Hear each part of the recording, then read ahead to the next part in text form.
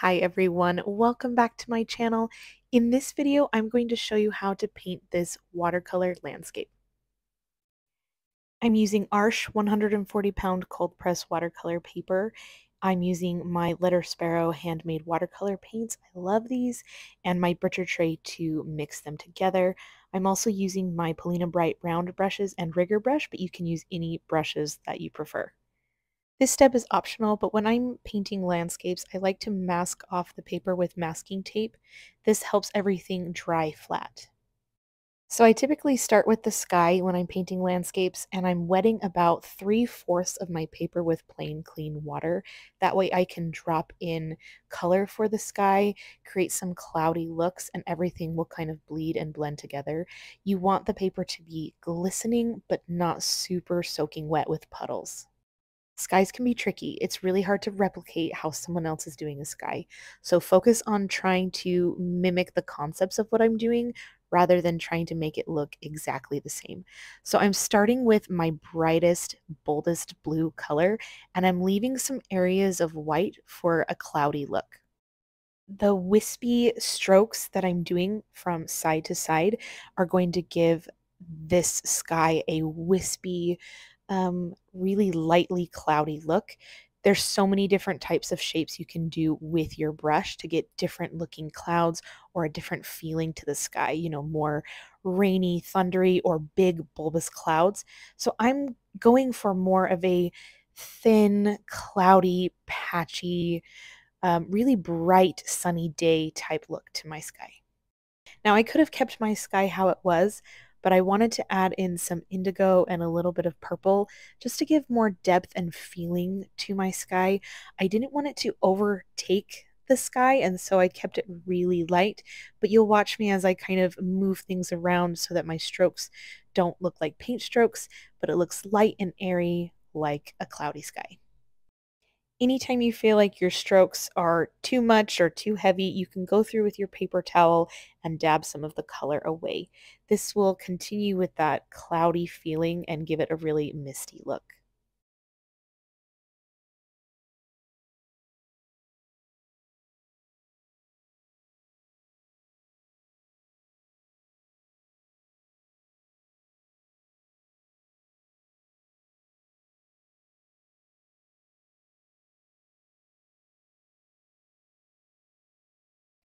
Now we finished with the sky and it's still wet, but this is when we want to start adding some of the greenery in for our land because we want a little bit of that blending up into the sky so it gives a misty, faraway effect to some of our greenery like bushes and mountains and trees.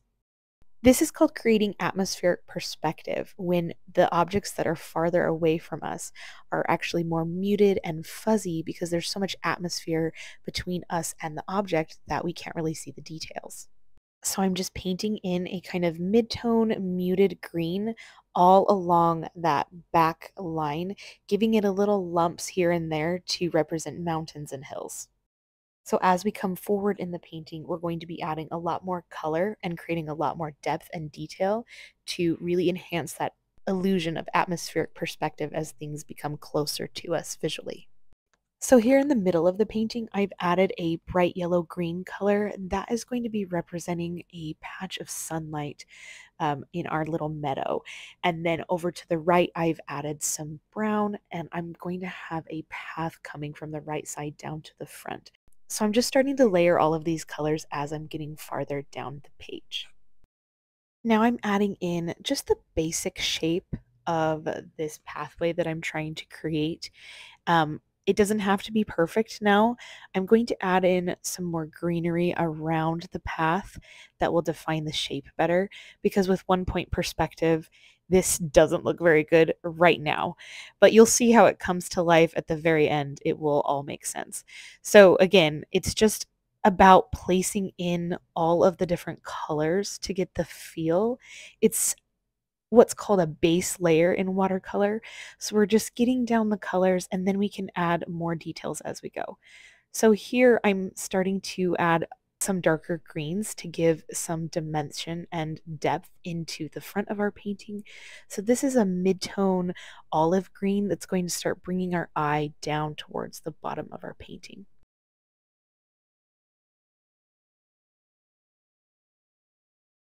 Now I'm starting to add in some darker green. I've just mixed in some indigo with the green that I've already mixed up on my palette.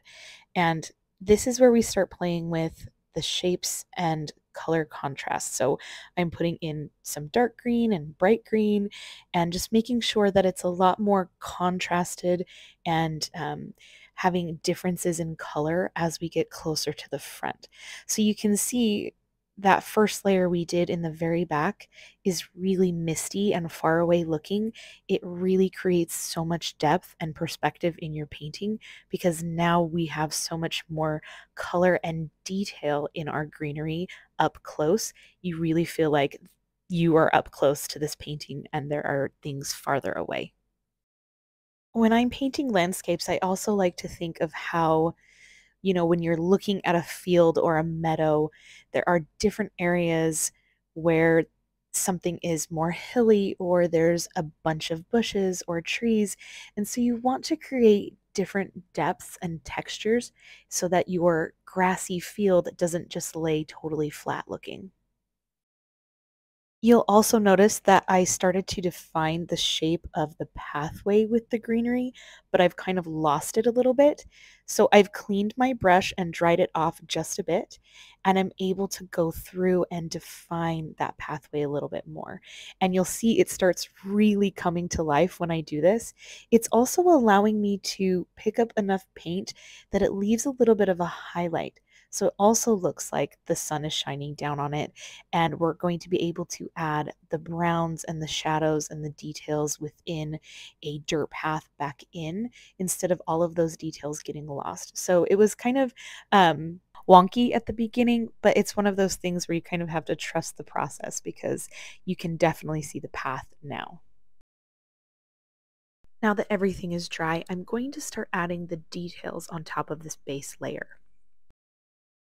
To the left, I have those foggy, misty mountains, and so I wanted to add a really light layer of texture to represent some light, misty trees or foliage in the background. So my mixture is really heavy on the water, really light on the pigment. I'm using the tip of my brush to create some texture that represents, some leaves or trees poking out, and then I'm smoothing around the edges of the bottom to continue that soft, misty look. And then to continue that misty look, I did just a little bit of that texture above and left some of that space in between. It kind of looks like the mist is moving through the trees, and you can see another section of trees peeking out. I have been really loving using a rigger brush lately. I feel like it gives me the looseness that I want when I'm doing detail, and I'm able to keep everything small and precise. So you can still continue to use a round brush or whatever you have, but I did use the rigger brush a few times towards actually a lot in the rest of this painting.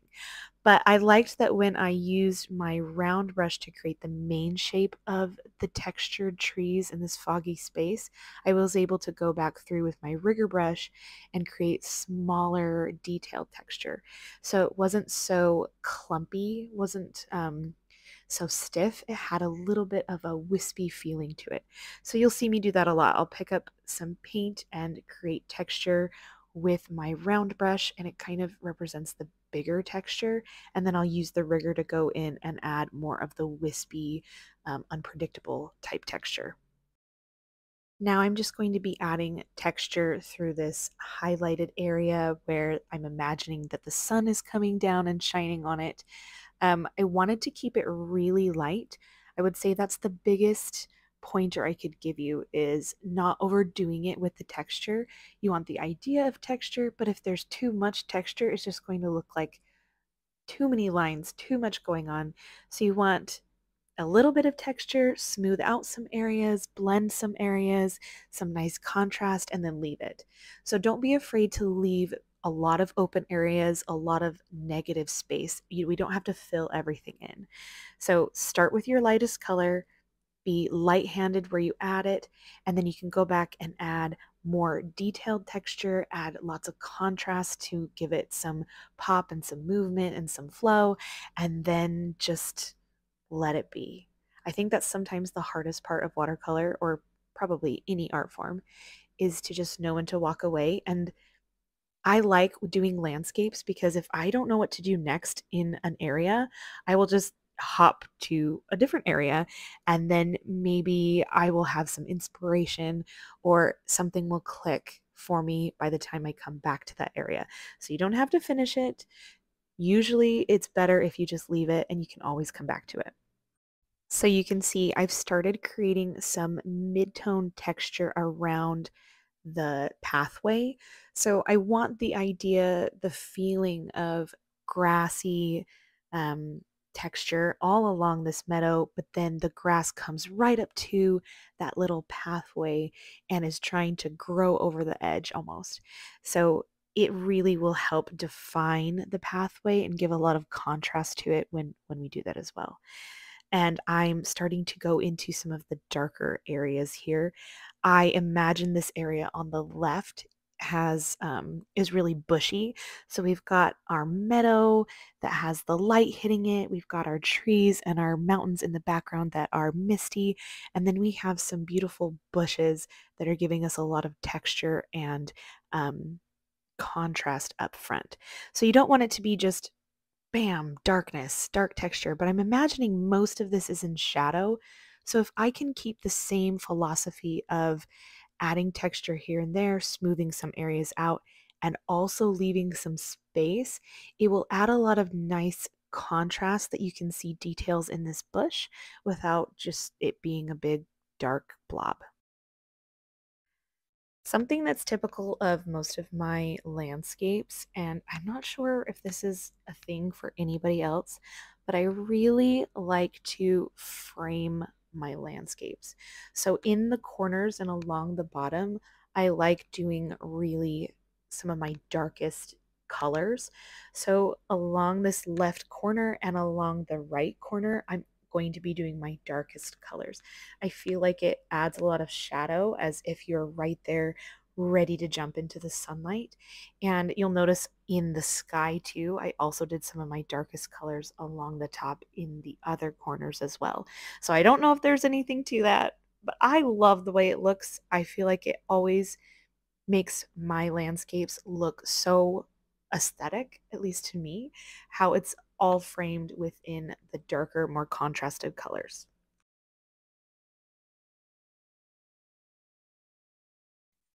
Now we're going to start adding texture to our little pathway here.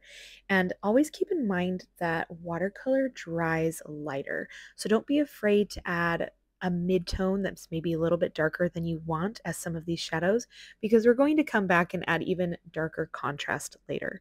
So I'm mixing up a burnt umber type brown color, and I'm remembering that there's a lot of shadows in these bushes over here to the left, and so the light is probably coming from over by that sunny patch.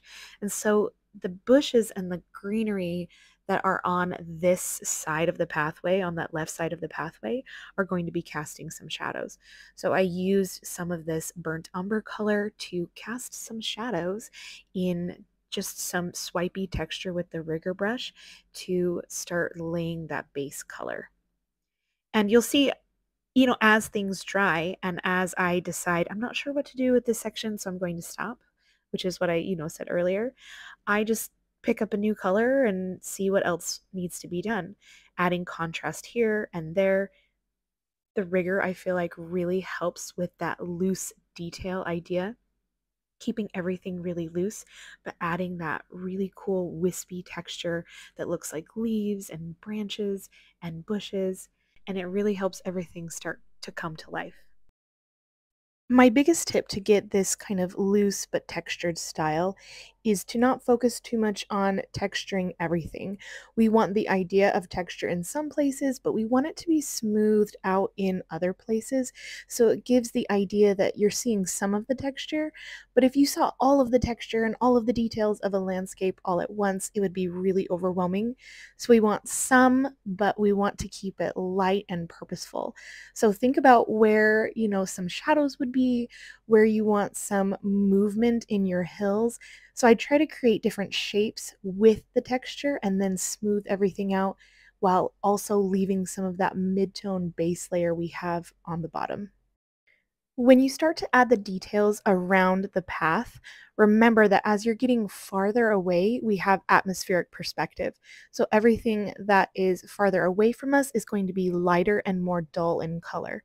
So you want to have some of those grassy patches around the pathway to kind of define it and give the illusion that there's grass that's coming right up to the pathway, kind of what we were talking about before. But then as we get closer to the left, which is the foreground of our painting, we want the details to be darker, to be brighter, to be more vibrant in color, so that you can really feel like the path is getting farther away from you, not just because it gets smaller, but because the colors are different. In this middle part here, I felt like it was really flat, but I don't want it to be the center of attention. So I'm adding some texture with the rigger, and then I'm also smoothing some of that texture out so that we get the idea of bushes and everything there, but we don't want to see too much texture in that mid ground of our painting. Earlier, I mentioned how when you start adding the details, watercolor dries a lot lighter than you think it will. So this is a good example of how now we're coming back with a dark brownish red and really amping up the contrast of our details, especially towards the foreground of our painting. And the foreground of our painting is going to be on the bottom of our painting because that's the closest part to us. What I like to do to create darker colors, especially when I'm trying to create contrast, is I use colors that I've already used before, like that burnt umber color, but I add in some red so we get darker tones, but it's still a nice reddish brown. So it's calling back into that color we've already used, but we're not adding in blacks or grays or anything like that when we're adding shadows. We want to use as many colors as we can. And sometimes you can add a color's complementary color to really give it a nice shadow, but still, reminiscent to the color you initially used. You don't want to add a shadow that has black in your greens or in your browns. I promise, it doesn't look as good. So try to figure out with your color mixing how to add different colors together to get that darker pigmented shadows that you're looking for. So this is the point in the painting when I've stepped back and I'm really analyzing what feels off or what feels like something is missing. So on that upper right-hand side, I felt like it needed a little bit of texture, especially because the left-hand side had some, but I wanted to keep it really light. I didn't want it to look like it was too matchy match.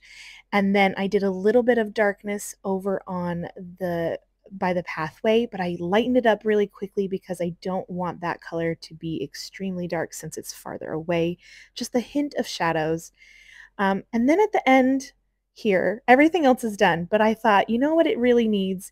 It needs another element. It needs to call back into that darkish red brown that we started adding to the pathway. So I did these little rocks. Rocks are really fun because they can be any random shape. I painted them in that dark red color, and then I just used a paper towel to lighten them up. And then I went back in and added some more details, some shadowing, and I thought it really pulled everything together, added another element that gave it a lot of texture and movement, something else to look at, almost like bringing your eye down to the bottom of the painting along with the pathway. And while that dark brownish red color was still on my paintbrush, I just added a couple more details along the pathway, and this painting is pretty much finished at this point.